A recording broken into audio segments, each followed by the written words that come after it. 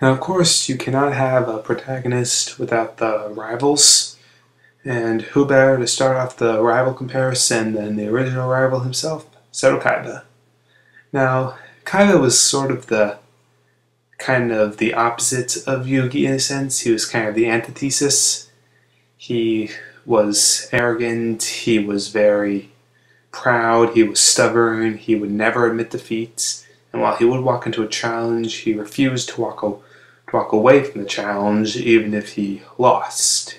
And he practically never acknowledged Yugi as a superior duelist, and almost always actually regarded him as inferior to him.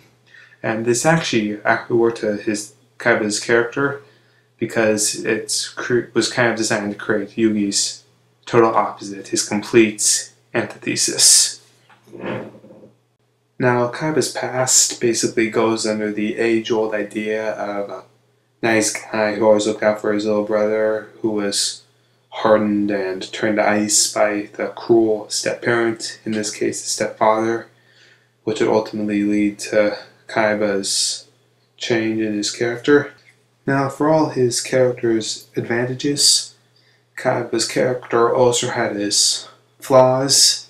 By the end of the series, his attitude had become very wearisome, it became very overused, very dull, and ultimately his character was somewhat little developed during the course of the series, and it basically just followed the same old thing. While he was very hard and he was very solid on the outside, very deep down, he had the soft connection to his little brother. And while that was true, it did ultimately create a very cliched character by the end of the series. You always knew what he was, or at least had an idea of what he was going to say next.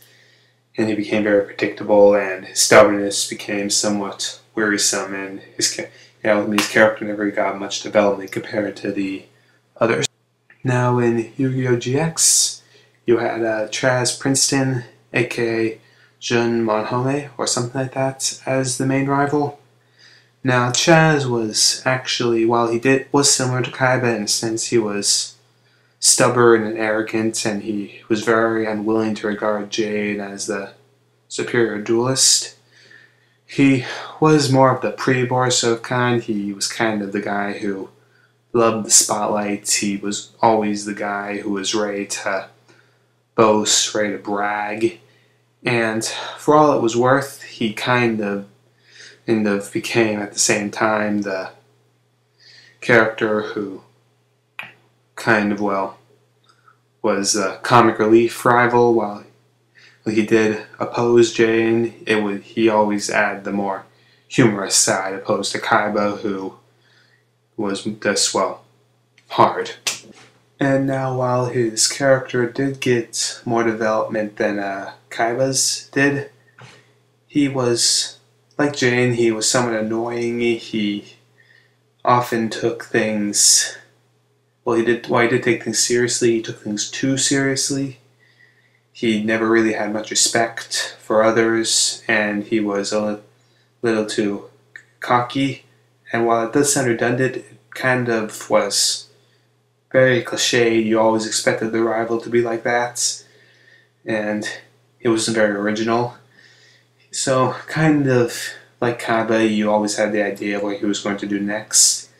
And like I said earlier, his character was a little more developed during the series. It didn't really change, nothing really considerable happened to him during the series. It just sort of, just kind of kept the same like most of the rivals. And in Yu-Gi-Oh! 5Ds, you had Jack Atlas, and no, that is not an English dub name, that was his actually original name. And his character was basically similar to Kaiba's. He was stubborn, he was arrogant, but compared to other protagonists, he was the kind of guy who would stick up for the little person. He was always ready to help those in need by the second season. And he was actually more of the crowd pleaser, and he enjoyed giving like a show kind of. And while he was arrogant, he kind of created the more kinder rival as far as these rivals sort of go, opposed to Chaz and Kaiba, who were just plain disrespectful more or less. With all that said, he does have his flaws. One of which is that while his character does get more development than some of the other rivals, the development is somewhat minimum and it's somewhat forgettable at that. And while he does get the developments, it mostly happens in the middle of the first season, in which he meets a girl named Carly. I won't go into depth with that at the current moment. And basically, it's more or less somewhat, well, not really that memorable, and doesn't really make his character all that interesting other than his constant feuds with the main character. And basically, it kind of just keeps his character the same as the others.